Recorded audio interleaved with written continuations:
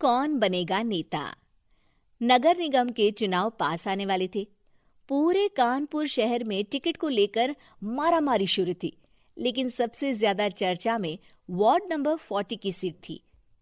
वो इसलिए क्योंकि इस बार वहां की सीट महिला के लिए आरक्षित थी। अब सवाल ये था कि चुनाव लड़ेगा कौन।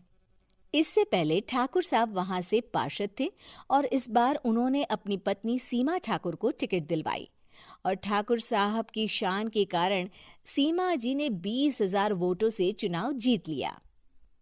अरे बधाई हो सीमा भाभी, अब तो आप वार्ड की पार्षद बन गई हैं। अब तो हमारे काम आप ही करवाएंगी। अरे ये तो सिर्फ नाम की पार्षद बनी है, वो तो महिला सीट आ गई, वरना पार्षद तो मुझे ही बनना था।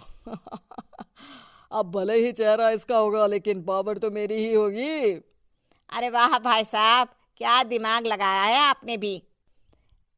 आइए आप लोग, खाना लगा दिया है सबके लिए। सीमा जी पार्षद बन चुकी थी, फिर भी उनकी एक ना चलती।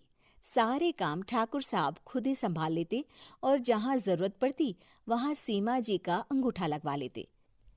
सीमा जी ज्यादा पढ़ी लिखी भी नहीं थी। एक दिन ठाकुर साहब और सीमा एक प्रोग्राम में जाते हैं। अरे ठाकुर साहब, आप आ गए। ओहो, पार्षद मैडम भी आ गई हैं। स्वागत है आप दोनों का। लगता है हमारे पार्षद फंड का सही इस्तेमाल हो रहा है। चलिए अब उद्घाटन करते हैं। ये लीजिए ठाकुर साहब कैची, आप ही सबसे पहले प्रवेश कीजिए। सब लोग आगे निकल जाते हैं और सीमा जी पार्षद होने के बावजूद भी पीछे खड़ी रह जाती हैं।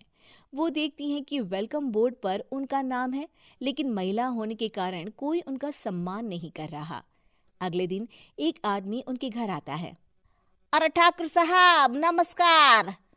कल ना हम नोटिस किए कि हमारा घर तो अवैध है और नगर निगम वाले उसे तोड़ने आ रहे हैं। अरे कुछ कीजिए ना ठाकुर साहब। देखो भाई, मैं तो ज्यादा कुछ कर नहीं सकता, पर अगर तुम सबकी जेब गर्म कर दो तो कुछ हो सकता है। कुल मिलाकर 4 लाख लगेंगे। अरे 4 लाख ठाकुर साहब? अरे भाई, मैं अपने लिए नहीं मांग रहा हूँ। दरोगा है, इंजीनियर बाबू है, बड़े साहब है, सबको देना पड़ता है ना थोड़ा थोड़ा। बोलो है मंजूर? तभी वहां अचानक सीमा जी आ जाती हैं। अरे ये आप क्या कर रहे हैं? पहले इन्हीं लोगों से तो आपने वोट मांगे, अब इनसे ही पैसे ले रहे हो। अरे चुप रहो तुम, तुम्हारा काम है सिर्फ अंगूठा लगाना, तुम वही किया करो। मुझे दूसरे काम तुम मत सिखाओ, समझी? और तुम ना जाओ, अब पैसे लेकर आओ, वरना जेसीबी किसी भी वक्त आती होगी। सब कुछ ऐसे ही चलते रहता है। एक दिन सीमा जी और ठाकुर साहब को एक लोकल मीटिंग में बुलाया जाता है। वहां पर कई और अधिकारी लोग भी मौजूद रहते हैं। अब मैं चाहूंगा कि ठाकुर साहब हमारे बीच 2 शब्द कहें। मेरे प्यारे भाइयों और बहनों, आज मेरा सौभाग्य है कि मैं आप सबकी सेवा दिन रात कर पा रहा हूं। आपने मेरी पत्नी को भारी मतों से जिताया है, इसलिए मैं आप सभी का शुक्रगुजार हूं। मैं आप सबसे वादा करता हूं कि हमेशा की तरह हमारे वार्ड में किसी को कोई तकलीफ नहीं आने दूंगा। सभी लोग तालियां बजाने लगते हैं।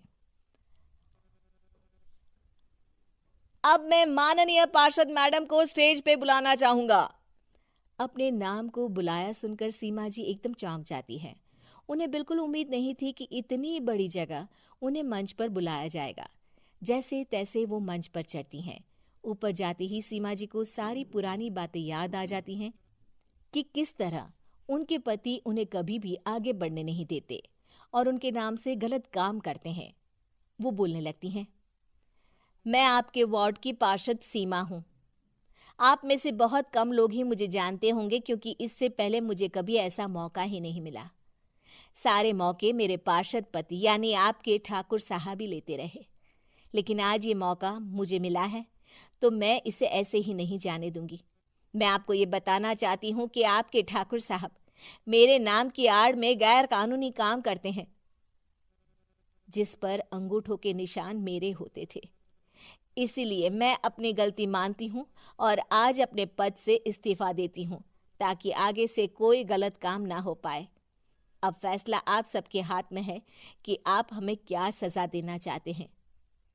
सीमा जी की बातें सुनकर ठाकुर साहब के चेहरे का रंग उड़ जाता है और वो शर्म से मुंह नीचा करके वहां से चले जाते हैं और पद से इस्तीफा देकर ही सही सीमा जी अपने आप में आत्मविश्वास महसूस करती हैं।